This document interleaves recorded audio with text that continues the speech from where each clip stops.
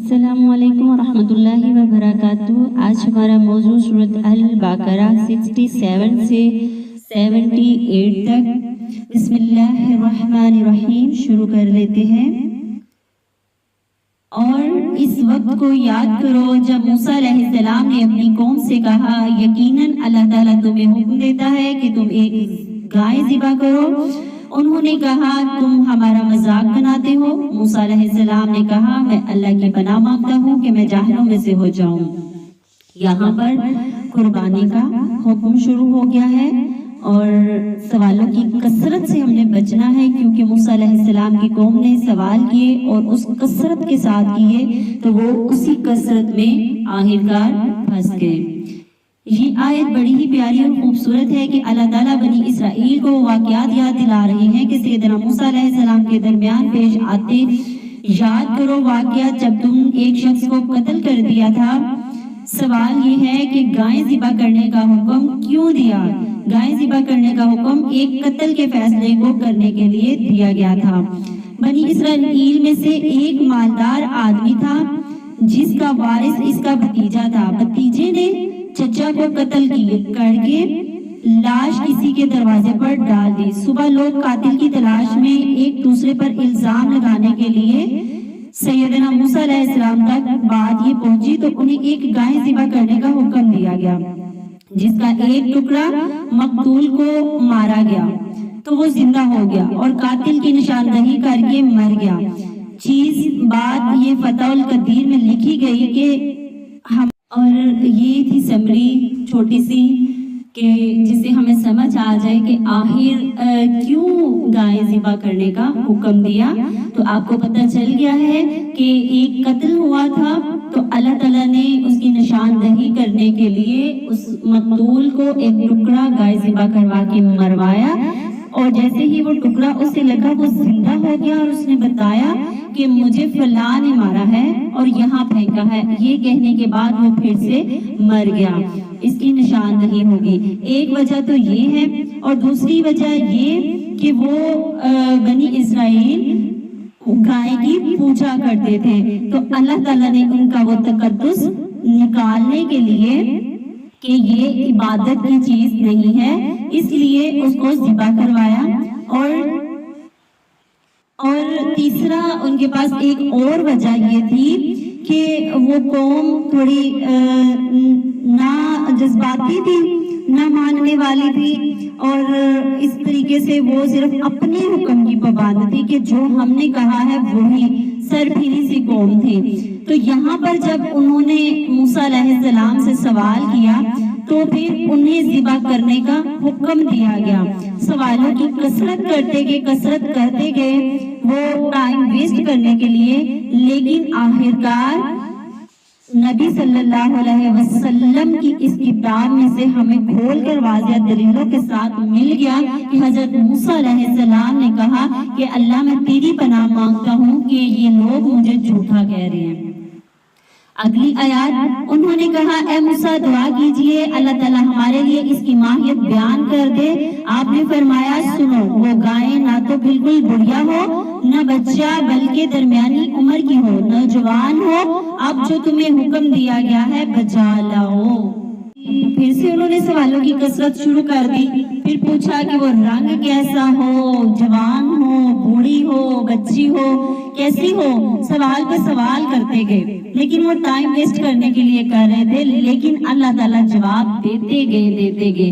उन्होंने कहा, हमारे लिए अपने रब से दुआ करो कि वो हम पर वाज़िह कर दे कि वो कैसी हो, कौन सी हो, यानी वो गाय कैसी हो। मूसा अलैहिस्सलाम ने कहा, बेशक अल्लाह ताला फरमाता है कि यकीनन वो गायें न बूढ़ी हो न बिल्कुल बच्चियां हो, बल्कि दरमियानी जवान उम्र की हो। लिहाजा तुम करो जो तुम्हें हुक्म दिया गया है। बनी इसराइल ने दीन के सादा हुक्म को बोझल बना दिया और हुक्म की तमील की बजाय खोज करे का तरीका अख्तियार किया।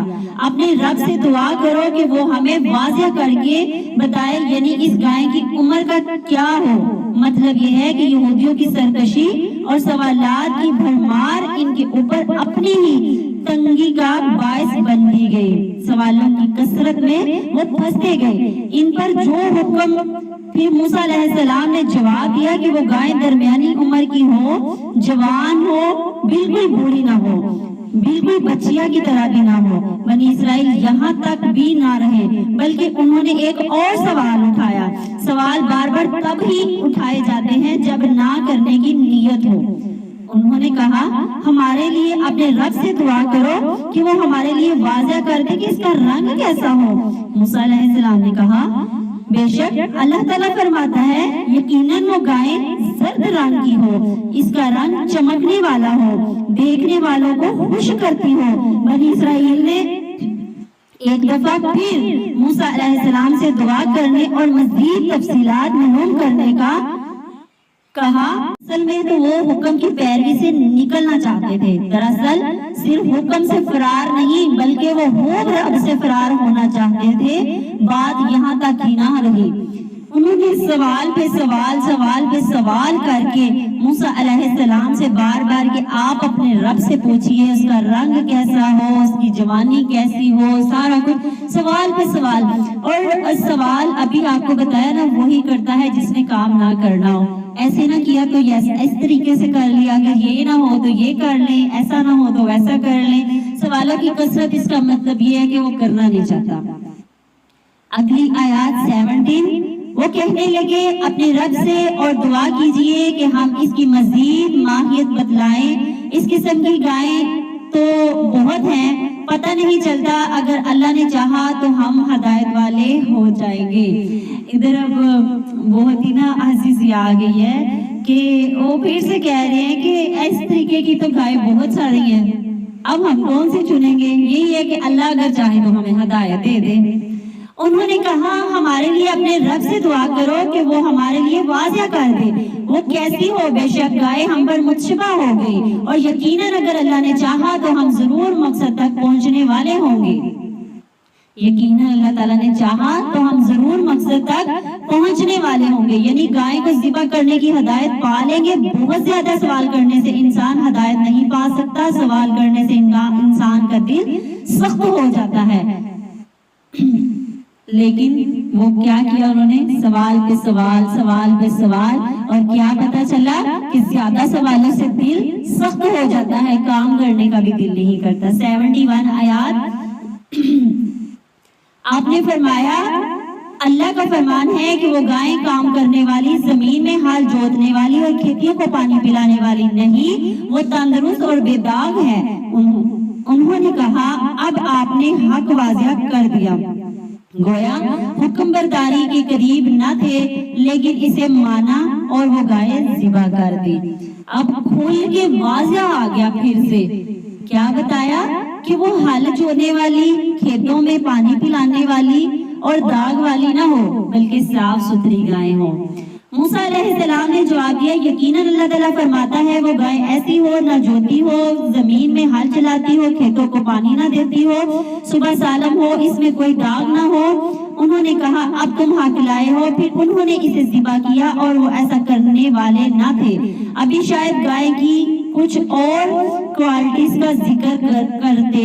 वो जमीन में हल ना चलाती हो, खेतों को पानी ना देती हो, मतलब वो पहले जमाने के मुआशियों कुओं से पानी निकाला जाता था। यानी वो ऐसे काम करके कमजोर, लागर, सालम और ऐसे महफूज हो, कोई काम ना लिया जाता हो, कोई दाग ना हो, यानी वो एक ही रंग की हो।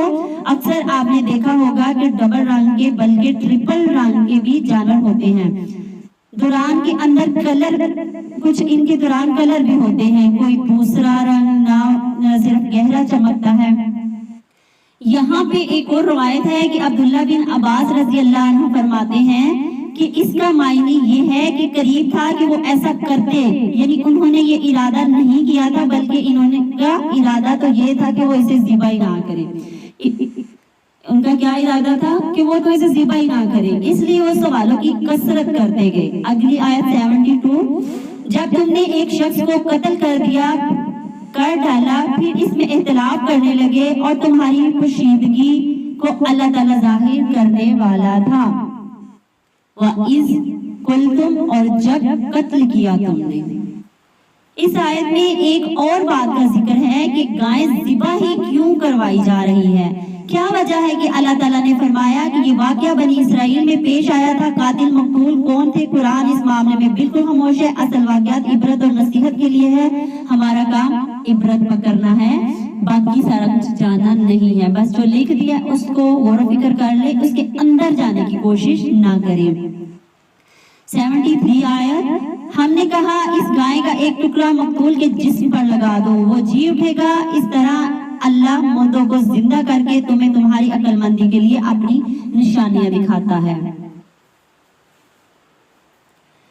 اب آپ نے شروع میں ہی دیکھ لیا تھا کہ کس مقصد کے لیے قربانی فرض کی گئی۔ جس طرح کی گائے کا بالآخر مطالبہ کیا وہ بنی اسرائیل کے ایک لڑکے کے پاس مل گئی۔ بنی اسرائیل نے اسے سونے کے ساتھ تول کر خریدا، پھر اس کے گوشت کے ٹکڑے کیے، مردے کے جسم کے ساتھ لگایا تو وہ فوراً زندہ ہو گیا۔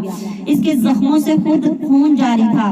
اس سے پوچھا گیا کس نے قتل کیا؟ اس نے قاتل کا نام بتایا اور پھر مر گیا۔ اللہ تعالیٰ اصل میں بنی اسرائیل کو زندگی باطل موت کا نمونہ دکھانا چاہتا تھا۔ یہ ایک بڑا ہی خوبصورت مکالمہ تیار ہو سکتا ہے قوم موسیٰ کا موسیٰ علیہ السلام اور اس کی امت علیہ السلام، اس کی قوم۔ جیسے آپ کو پتا ہے کہ مکالمہ اصل میں دو شخصیات کے درمیان ہوتا ہے۔ آپ سب نے کوشش کرنی ہے کہ آیت کے ساتھ مکالمہ تیار کریں، یہ چیز آپ کے ذہنوں میں اچھی طرح راسخ ہو جائے، یعنی بس جائے، روشن ہو جائے، پکی ہو جائے۔ کس لیے ذبح کیا گیا، کس لیے قربانی گائے کی کا حکم ملا؟ وہ اس لیے کہ ایک شخص کو قتل کر دیا گیا تھا اور پھر کسی اور کے دروازے پہ ڈال دیا گیا تھا، تو تب جا کے اللہ تعالیٰ نے گائے کا حکم دیا۔ اور اس لڑکے کو ویسی جیسے اللہ نے بتایا نا، گولڈن ہو، پیلی ہو، اس طریقے سے وہ سیم ٹو سیم گائے مل گئی۔ تو اس نے سونا اور اس کا وزن کر کے سونا دے دیا اور وہ گائے لے لی، پھر اس کو ذبح کیا اور اس کے گوشت کا ایک ٹکڑا جو قتل ہوا تھا اس کو لگایا تو وہ زندہ ہو گیا۔ اگلی آیات 74 آیات، پھر اس کے بعد تمہارے دل سخت ہو گئے تو وہ پتھر کی طرح یا سختی اس سے بھی زیادہ ہو گئے۔ بے شک پتھروں میں سے یقیناً کچھ وہ ہے جس سے نہریں پھوٹ پڑتی ہیں، اور بے شک اس سے یقیناً وہ بھی ہے جو پھٹ جاتا ہے تو اس میں سے پانی نکل آتا ہے۔ وہ بے شک اس میں سے ہے جو یقیناً اللہ تعالیٰ کے خوف سے گر پڑتا ہے، اور اللہ تعالیٰ اس سے ہرگز بے خبر نہیں جو تم عمل کرتے ہو۔ اس آیت کی بھی بہت خوبصورت اور بہت ہی واضح ترجمے کے ساتھ ہمارے سامنے ایک عبرتناک اور ہدایت یافتہ مفہوم ہے۔ ہم نے اس کو سمجھنا کہ کچھ سخت دل ہوتے ہیں اور کچھ نرم پڑ جاتے ہیں، پھر ان کی آنکھیں بہنے لگتی ہیں، جیسے یہاں پہ بتایا کہ پتھر پھوٹ نکلتے ہیں تو اس کے اندر سے پانی جاری ہو جاتا ہے، تو وہ کیا ہے، اللہ کے خوف سے گر جاتے ہیں سجدے میں، تو پھر کیا ہوتا ہے، ان کی آنکھیں بہنا شروع ہو جاتی ہیں۔ اس آیت میں بنی اسرائیل کی سنگ دلی کے بارے میں اللہ تعالیٰ نے وضاحت کی ہے کہ اس کے بعد تمہارے دل سخت ہو گئے۔ اللہ تعالیٰ نے جیسے بنی اسرائیل کو انعامات سے نوازا اور مردوں کو زندہ کرنے جیسی بڑی بڑی نشانیوں کا مشاہدہ کرایا، تو ان لوگوں کے دل نرم پڑنے چاہیے تھے، مگر وہ سخت ہو گئے، گویا پتھروں جیسے سخت ہو گئے۔ اور دل کا نہ پگھلنا، حق قبول کرنے کے لیے دل کا بند ہو جانا، پھر دلوں کو ایسے سخت ہونا کہ وہ نصیحت کا اثر ہی نہ ہو، ایک بہت بڑی سی اور پیاری سی بات ہے کہ جن کے اندر حق جاتا ہی نہیں ہے نا وہ سخت ہو جاتے ہیں، اور جن کے اندر حق چلا جاتا ہے نا وہ نرم ہو جاتے ہیں، ان کے اندر سے چشمے پھوڑتے ہیں۔ اللہ تعالیٰ نے بنی اسرائیل کے دلوں کی سختی کے بارے میں فرمایا کہ وہ پتھروں کی مانند ہے، بلکہ اس سے بھی زیادہ سخت ہیں، چونکہ لوگ پاگل بن جاتے ہیں، نافرمانی میں اس قدر آگے بڑھ جاتے ہیں، ان کو کچھ اپنے علاوہ نظر ہی نہیں آتا، تو کیا ہوتا ہے وہاں پر دل کی تنگی اور سخت ہو جاتا ہے انکار کی وجہ سے، تو کیا ہوتا ہے وہ سخت ہو جاتے ہیں، پتھروں سے بھی زیادہ سخت، کیونکہ پتھروں میں سے تو چشمے نہریں بہہ پڑتی ہیں، بعد پتھروں سے پانی نکل آتا ہے، گویا وہ جاری بھی ہو جاتا ہے۔ وہ ایسے سخت ہیں کہ وہ پانی بھی نکل آتا ہے پھر بھی ان کے دل نرم نہیں ہوتے، ایسے سخت دل ہیں ان کے۔ تو ہم نے کیا کرنا ہے؟ اپنے دلوں کو نرم کرنا ہے اللہ کی یاد سے انشاءاللہ۔ بعض پتھر اللہ کے خوف اور ڈر کی وجہ سے پہاڑی کی چوٹیوں سے گر کر نیچے آ جاتے ہیں، تو ذرا سوچنے کی بات ہے کہ اللہ تعالیٰ نے انسانی دل کو سخت پتھر سے تشبیہ دی ہے کہ پتھروں کی سختی تو انسانوں کے دلوں سے بھی کم ہے۔ بڑی ہی غور طلب بات ہے کہ جب ایک انسان سچائی کی طرف جانے کی بجائے اپنا رخ بدل دیتا ہے تو آہستہ آہستہ انسان کے دل سے اللہ کی یاد نکلتی جاتی ہے، کیونکہ مقصد تبدیل ہو جاتے ہیں، پھر اور طرف دل مصروف ہو جاتا ہے، پھر آہستہ آہستہ دل سخت ہو جاتا ہے، پھر اللہ ہرگز اس سے بے خبر نہیں جو تم کرتے ہو۔ اللہ تعالیٰ نے تھوڑا سا اور ہمیں اکسایا، اللہ سے غافل نہیں ہو، عمل تم کرتے ہو، یعنی اللہ کے سامنے تمہارا کوئی عمل چھپا ہوا نہیں ہے، تم سے چھپایا اللہ اسے کھول دیتا ہے جو تم چھپاتے ہو۔ اللہ زمین میں چھپے ہوئے بیج کو نپل کے نکلنے کھول دیتا ہے اور اس کے گناہ اپنے اثرات سے کھل جاتے ہیں۔ اللہ تعالیٰ تو جو زمین میں بوجھ ہوتا ہے نا، اس کو نپل کے ذریعے مطلب پھوٹ جاتا ہے تو اس کے اندر سے بھی اثرات نکل آتے ہیں، جیسا بیج بوتا ہے وہ۔ تو ہمیں کیا کرنے کی ضرورت ہے کہ اللہ کی ہر حکم کو بچا لانے کی اور سجدہ میں سر جھکا کر رونے کی ضرورت ہے، جیسے پہاڑوں سے پتھر نیچے گر جاتے ہیں اور انسان اس سے بھی زیادہ سخت ہے، اکڑ میں رہتا ہے۔ سوال پھر بار بار دل میں یہی اٹھتا ہے کہ اللہ تعالیٰ نے دل کی سختی کو پتھر کی سختی سے زیادہ تشدید کیوں قرار دیا؟ تھوڑا سا دیکھ لیتے ہیں کہ پتھر کی سختی، پتھروں سے چشمے پھوٹ نکلتے ہیں انسان کی آنکھ سے، اللہ کا کے خوف سے آنسو کیوں نہیں نکلتے؟ پتھروں سے پانی نکل آتا ہے انسان کے دل سے، خیر کوئی نیکی کا جذبہ باہر نہیں نکلتا، مال نہیں نکلتا، نیکی کا کوئی کام نہیں ہوتا، پھر اللہ تعالیٰ کے خوف سے جو پتھر ہیں وہ تو لرز اٹھتے ہیں، دل اللہ کے خوف سے نہیں لرزتے، اس کی اطاعت نہیں کرتے، نماز میں خشوع حضور نہیں ہوتا۔ تو اگر دیکھا جائے تو اس آیات میں اللہ رب العزت مومنوں کے دلوں کو اپنی طرف مائل کروانا چاہتا ہے۔ مومنوں اپنے دلوں کا جائزہ لو، یہاں پہ ہم نے محاسبہ کرنا ہے کہ اللہ تعالیٰ ہم سے کیا چاہ رہا ہے۔ اللہ بتا رہا ہے کہ تمہارے دل تو پتھروں سے بھی سخت ہے، ہمارے کرنے کے کیا کام ہے؟ ہم نے اللہ کے ذکر سے اپنے دلوں کو نرم کرنا ہے۔ 75 آیت، تو کیا تم طمع رکھتے ہو کہ وہ تمہارے لیے ایمان لے آئیں گے؟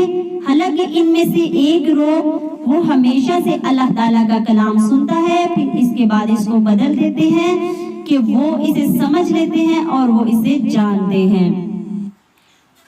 ہم کیا کرتے ہیں اللہ کی آیاتوں کے ساتھ؟ محاسبہ کیجئے، اللہ کی بات سنتے ہیں، کیا عمل کرتے ہیں یا اس کو بدل دیتے ہیں؟ یہ آیات انصار کے بارے میں نازل ہوئی، جو یہودیوں کے خلیف تھے، ان کے درمیان رضاعت اور ہمسائیگی تھی۔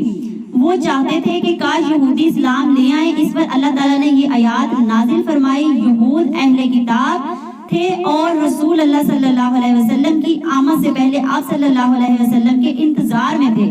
یہودیوں کی باتیں سن کر بہت سے لوگوں کے دل میں اسلام قبول کرنے کا جذبہ ابھرا، اس لیے امید تھی کہ یہود آگے بڑھ کر اللہ کے نبی کا ساتھ دیں گے اور اس پر ایمان لے آئیں گے، لیکن سب کچھ ان کے الٹ ہوا۔ جب انہوں نے دیکھا کہ اللہ کے نبی صلی اللہ علیہ وسلم بنی اسرائیل کی نسل سے نہیں ہے تو وہ الٹا آپ صلی اللہ علیہ وسلم کے مخالفین میں سے کھڑے ہو گئے۔ جب انہوں نے دیکھا کہ یہ ہماری نسل میں ہماری برادری سے پیدا نہیں ہوئے ہیں تو انہوں نے کیا کیا؟ وہ آپ کے مخالف ہو گئے۔ اگلی آیات، اور جب وہ ان لوگوں میں سے ملتے جو ایمان لائے تو کہتے کہ ہم ایمان لائے، اور بعد ان کی بات کی طرف تنہا ہوتا تو کہتے کہ تم ان کو وہ باتیں بتاتے ہو جو اللہ تعالیٰ نے تم پر کھولی ہیں تاکہ وہ ان کے ساتھ تمہارے رب کے پاس اس سے جھگڑا کرے، تو کیا تم سمجھتے نہیں؟ اب دیکھیں اس کو پچھلی آیات سے ہی جوڑیں، آپ کو سارے سوالوں کے جواب یہاں پہ مل جائیں گے۔ ہمیں بہت ہی غور کرنے کی بات ہے کہ ہم کسی کے منہ پہ کیسے ہوتے ہیں اور اس سے جب الگ ہوتے ہیں تو کیسے ہوتے ہیں۔ ہم نے اپنے ایمانوں کا جائزہ لینا ہے۔ یہود رسول اللہ صلی اللہ علیہ وسلم کی نبوت میں اقرار کرتے مگر ایمان نہیں لاتے، تو ان میں ان کی ایک روش، ایک طریقہ کار یہ بھی بتایا گیا کہ وہ لوگوں کے سامنے وہ کہتے کہ ہم ایمان لائے، لیکن جب وہ الگ ہوتے، تنہا ہوتے، اکیلے ہوتے تو در حقیقت یعنی ان کے دلوں کے باہر کی باتیں اختلاف ہیں، قول و فعل میں ان کا تضاد نظر آتا۔ اس میں بھی پچھلی آیات کا سیاق و سباق ہی ہے۔ آپ پچھلی سے جوڑیں کہ ہم کیا کرتے ہیں، ہم پہلے اس کے منہ پہ بات کرتے ہیں اور الگ جب ہوتے ہیں اپنے ساتھیوں کے پاس تو ہم بدل جاتے ہیں۔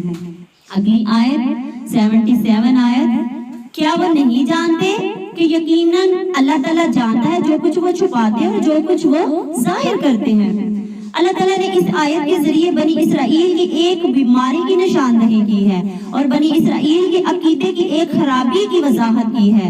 وہ اپنے عقائد کو چھپاتے اور اس لیے تاکہ یہ چیز اہل ایمان کے لیے اس کے خلاف حجت نہ بنے۔ انہیں اس بات کا شعور ہی نہیں کہ نبوت کی پہچان بنی اسرائیل ہی محدود نہیں، اللہ تعالیٰ نے اس کو قرآن حکیم کے توسع سے خود ہی کھول دیا ہے۔ اس میں کیا ایک خرابی اور ایک بیماری اللہ نے کھول کر واضح کی اس آیات میں۔ 78 آیات، اور ان میں کچھ ان پڑھ بھی ہیں جو کتاب کا علم ہی نہیں رکھتے سوائے چند آرزوؤں کے، اور اس کے سوا کچھ نہیں کہ وہ گمان کرتے۔ کیا ان میں سارے پڑھے لکھے لوگ نہیں ہیں؟ اس میں کچھ ان پڑھ لوگ بھی ہیں جو کتاب کا علم ہی نہیں رکھتے۔ آیت میں بھی اہل کتاب کے کچھ امیوں یعنی ان پڑھوں لوگوں کا حال ہے۔ ان میں ان پڑھ لوگ بھی ہیں جو علم والوں میں شامل نہیں، یعنی وہ کتاب کا نہ علم رکھتے ہیں، نہ اس پر عمل کرتے ہیں، نہ اس کے پیغام کو پہنچاتے ہیں۔ تلاوت کے سوا کتاب میں ان کا کچھ حصہ نہیں ہے۔ ان کے پاس اپنے سے بہت لوگوں کی خبر بھی نہیں، تو یقیناً گمان حق کے مقابلے میں کچھ بھی کام نہیں دے گا انہیں۔ بنیاد رکھنے سے زندگی انتشار کا شکار ہو جاتی ہے۔ جب ہم کسی چیز کی بنیاد ہی نہیں رکھتے نا تو ہماری زندگی بھٹکتی رہتی ہے۔ اس لیے ہم نے غور و فکر کرنا ہے اور اپنا نامہ اعمال پاک اور صاف کرنا ہے انشاءاللہ۔